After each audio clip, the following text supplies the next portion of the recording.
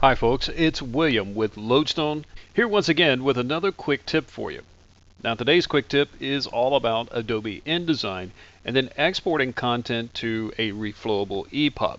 So I have a very simple document here. I've got some text. I got like 3 different text frames here. I've got a blue graphic frame here in the background. This was just drawn inside of InDesign, so it's just a graphic frame with blue inside of it. And then of course a Brightstream logo here. So let's see what happens when we export this as an ePub. So I'm going to use the keyboard shortcut of Command E, that'd be Control E on a PC, and that's going to bring up my export dialog box.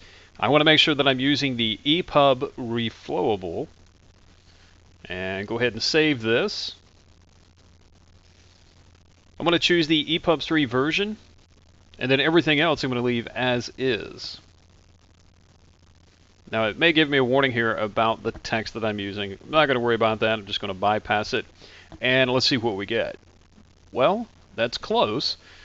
I have the blue box, I have my title, and then I have my subheading there, and then the rest of the text. But, well, the blue box really should be behind the title and the subheading here. So, you know, what's causing this? Well, let's take a look. Let's go back over here to InDesign. So those objects are separate elements here, and because we're using a reflowable export type, it is simply using its left to right, top to bottom method for exporting this content. So InDesign scans the page left to right first, then top to bottom, and as it encounters those objects, it stacks them in that particular order. So the first thing it hits on the left edge of the page is of course the large blue box, and then it comes in contact with the rest of the elements, and so then it takes a look at their top to bottom stacking order, and then that's how it assembles them in the ePub.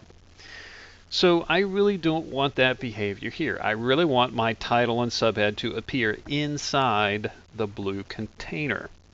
Now I don't have this problem with the Brightstream TV logo because, well, that's an external graphic. That's something that was placed from Adobe Illustrator or maybe even Photoshop.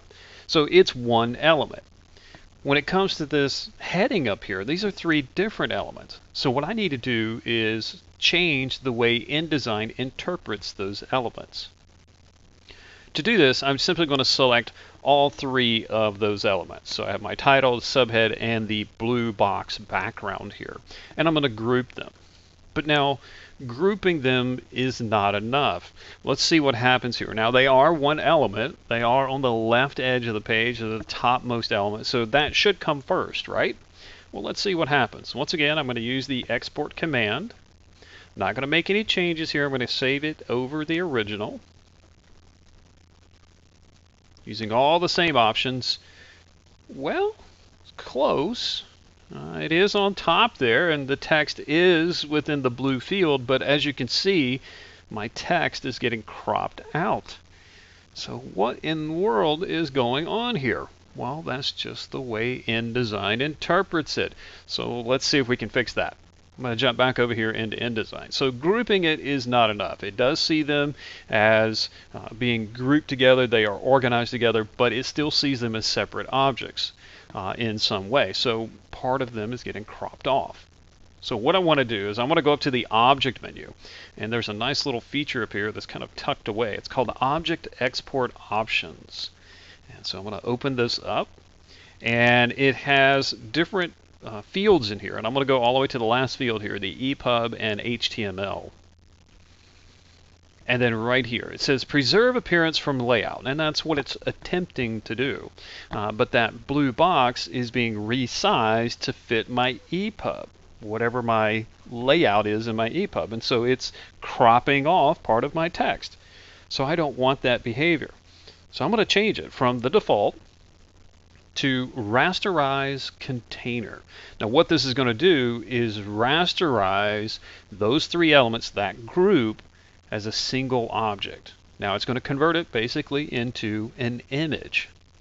So I can choose the image format. Do I want a JPEG, a GIF, or a PNG? Honestly, it doesn't matter. I think I'll probably try the PNG in this case, and let's see what we get. Most of the time I leave it as a JPEG, but hey, just for giggles, let's try out the ping. I'll click Done, and then I'm going to use my export command again. Once again, just a keyboard shortcut, Command or Control E, and let's just replace the existing item. Once again, still using the same setting, and look at there. Our text is inside the blue field. The blue field has been scaled now to fit the width of this column, and so the text inside that blue field has been scaled exactly the same. So once again, you would get this no matter what the export type is, whether it be JPEG, PNG, or GIF. Any of those three would work just fine here. So there you have it. Getting elements to group together and export as a single object.